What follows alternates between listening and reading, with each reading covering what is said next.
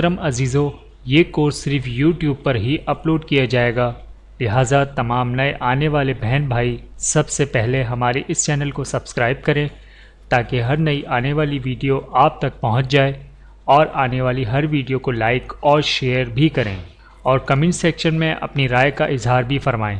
جزاکم اللہ خیرا کثیرا۔ اور آج کی اس ویڈیو میں ہم انشاءاللہ نورانی قاعدے کا لیسن نمبر 3 پڑھیں گے، اور آپ لوگوں نے میرے ساتھ اس لیسن کو ریوائز کرنا ہے۔ امید ہے کہ اس ویڈیو کے بعد آپ کو لیسن نمبر 3 اچھے سے سمجھ آ جائے گا۔ ویڈیو شروع کرنے سے پہلے ایک چیز آپ کو بتاتا چلوں کہ اس لیسن میں ہم 3 چیزیں ایکسٹرا پڑھیں گے: تشدید، کھڑا زبر اور مد۔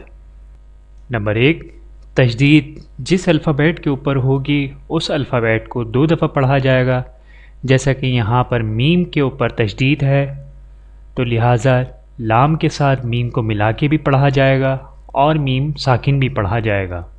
اور تشدید اگر میم اور نون کے اوپر ہوتی ہے تو غنہ بھی کیا جاتا ہے۔ غنہ یعنی ناک میں آواز، جیسا کہ لام میم۔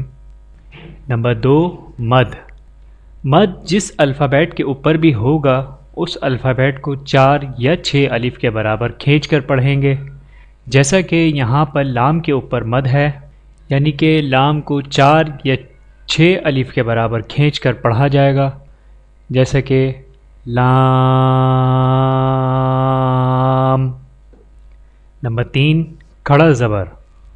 کھڑا زبر جس الفابیٹ کے اوپر بھی ہوگا اس الفابیٹ کو 1 الف کے برابر کھینچ کے پڑھا جائے گا، جیسا کہ یہاں پر ہا کے اوپر کھڑا زبر ہے تو ہا کو 1 الف کے برابر کھینچ کے پڑھا جائے گا، یعنی ہا۔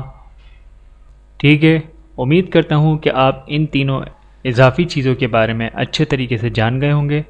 تو آئیے چلتے ہیں اپنے لیسن کی طرف۔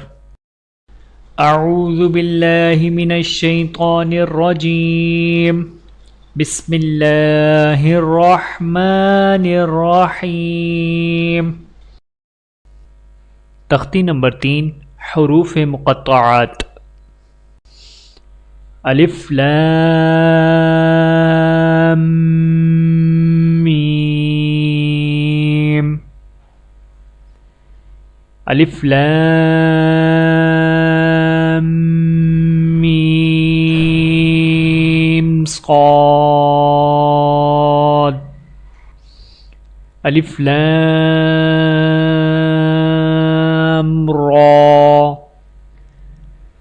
الف لام میم را۔ کاف ہا یا عین صاد۔ طٰ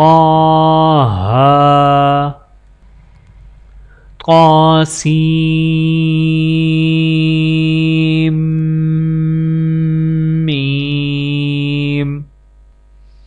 طاسین۔